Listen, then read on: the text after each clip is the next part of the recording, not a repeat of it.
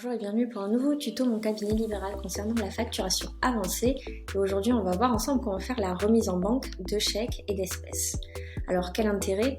Eh bien, ça va vous permettre d'avoir une traçabilité de l'encaissement des paiements reçus par chèque, savoir quand est-ce qu'un chèque a été encaissé, avec quels autres chèques et sur quel numéro de compte, et aussi bloquer la modification et ou la suppression dans le logiciel des paiements qui sont marqués comme déposés en banque afin d'éviter les erreurs. Pour faire votre remise de chèque, c'est très simple. Vous vous rendez sur le menu de gauche, vous allez cliquer sur Comptabilité, puis sur Remise. Vous allez arriver donc sur cette page, vous allez pouvoir choisir quel praticien est concerné. Donc, si vous êtes seul dans votre cabinet, ça va forcément être vous. Si vous êtes collaborateur, c'est également vous qui devez facturer et encaisser les chèques pour ensuite verser une redevance de collaboration. Et si vous êtes remplaçant, normalement vous avez dû facturer au nom du titulaire et c'est le titulaire qui doit encaisser les chèques pour ensuite vous verser une rétrocession. Mais dans ce cas, c'est plus du coup à ce praticien-là de faire la remise de chèque. Vous allez pouvoir choisir des dates. Ici, vous avez la liste des remises que vous avez déjà faites. Donc par exemple, nous ici, on voit qu'il y en a une qui a été faite le 17 janvier pour Gabriel Durand pour un montant de 200 € et 4 chèques sont concernés par cette remise. Donc ici, ensuite, vous allez cliquer sur Créer et sur Nouvelle remise de chèque.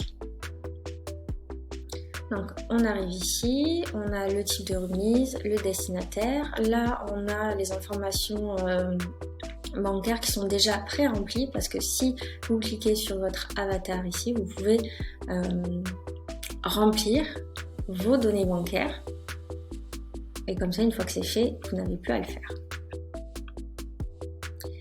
Ici, vous allez pouvoir saisir une date de la remise. Donc moi, j'ai choisi la date du jour. Donc c'est la date à laquelle vous allez encaisser les chèques. Et vous avez une date de recherche minimale et maximale. Donc par défaut, le logiciel propose d'aller chercher sur les 6 derniers mois. Et ici, vous avez une case « Utiliser les dates d'encaissement ». Donc c'est lors d'un ajout de paiement par chèque.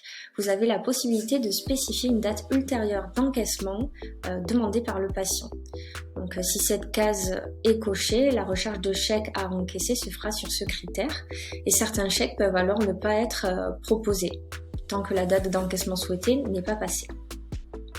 Donc là, on passe à l'étape suivante. Ici, vous allez pouvoir choisir les chèques du coup que vous souhaitez encaisser.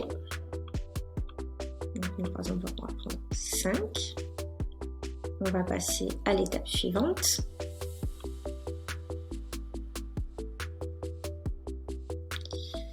Ici, vous pouvez télécharger votre remise, d'ores et déjà.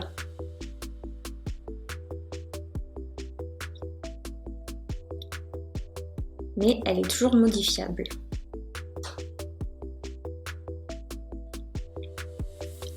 Donc on revient ici. Et là, vous allez pouvoir la marquer comme déposée.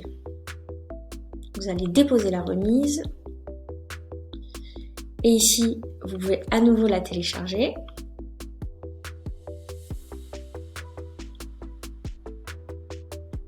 Sauf que cette fois, vous voyez que vous avez la mention déposée